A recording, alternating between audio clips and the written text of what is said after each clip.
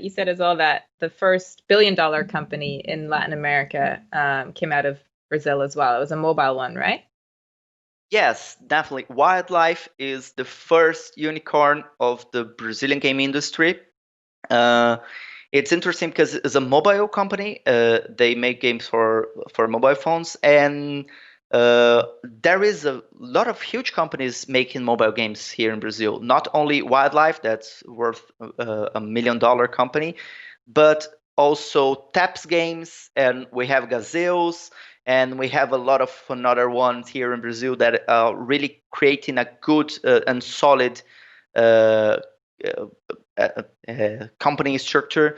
So we have $1 million company here in São Paulo. So it's not it's a big thing. So. But I think the scene of game developers here in Brazil is more focused on PC games. When you see the number of games launched is more focused on PC and of course consoles, as consoles started to open for indie games. But we are starting to getting our first games with more broad scope. Of course, for reasons of budget and lack of investment, or games in the beginning of the decade were smaller games with very restricted scopes. But now we are achieving investment, and we are able to create more ambitious projects. And I think we had already the technical possibility to do this, but we just need this the money and the time to make the best games. And Wildlife, with $1 billion worth in the market, is one of the examples that we can make a very huge business on games in here too. We need our first big game. But also we need the budget to create this game. And we can do this without a very strong investment on our industry. And I am a very I really believe, and when you take every experience in the world, despite US and Japan, of course, when the industry was born, but every place that the game industry in some way developed in a very important hub, it was with public funding and public support. So when you get, for example, the Finnish example, as you told, they was I think 40 million industry in 2004, and after 10 years and 70 million euros of investment in their companies, they become a 1.5 billion worth industry in a country with 5 billion population. So yeah, so the example of Finnish industry is very driving, but we have in France this example, we have in Canada this example, even in UK, in Spain we have been seeing a lot of fundings and public fundings in there, local and national. So I think it's something like a 50 million fund here in Germany.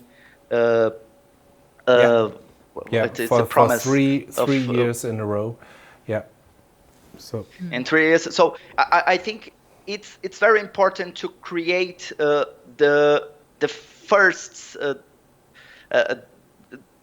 impulse for creative successes. So yes, Brazil lacks of this first huge success as the first most triple A, I don't know, shape of game.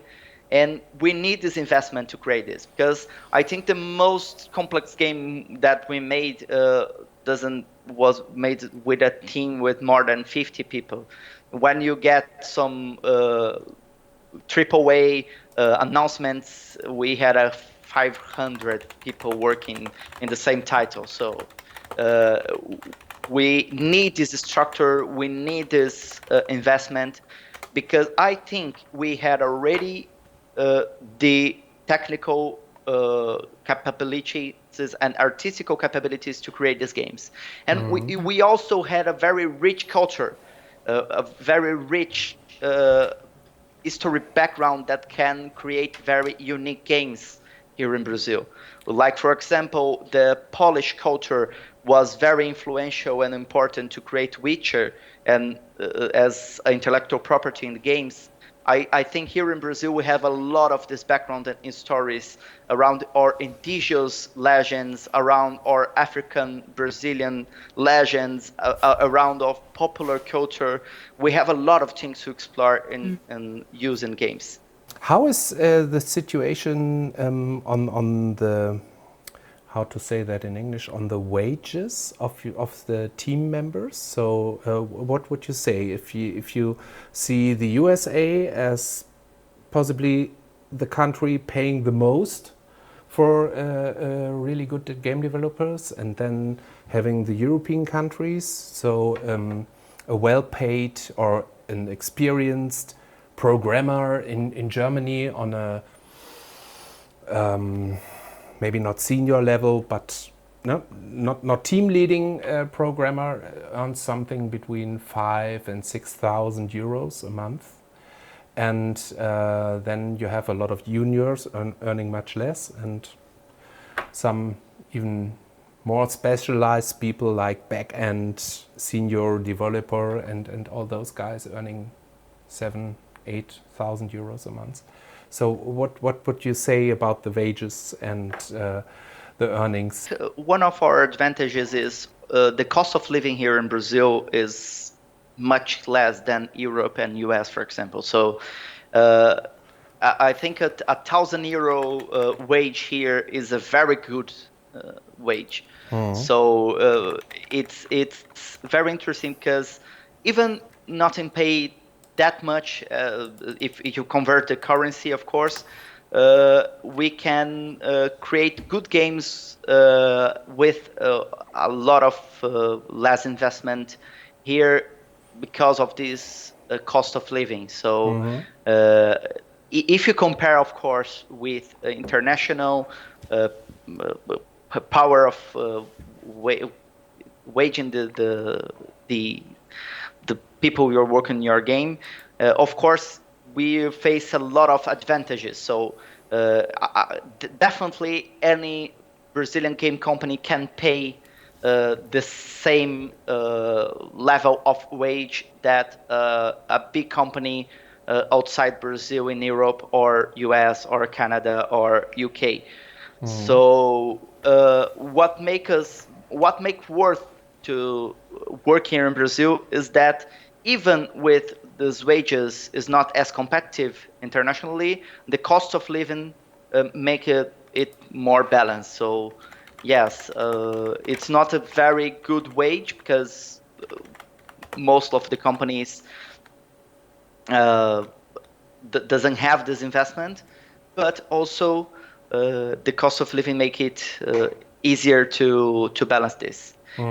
That's why it's very difficult to bring talents from abroad to Brazil. It's very difficult to make them go here, but also it's not so difficult to convince some Brazilian game developers, even earning a half of they maybe can earn in some place around abroad, because here we can the spendings and the costs of all of this is be very cheaper. So I think is the thing.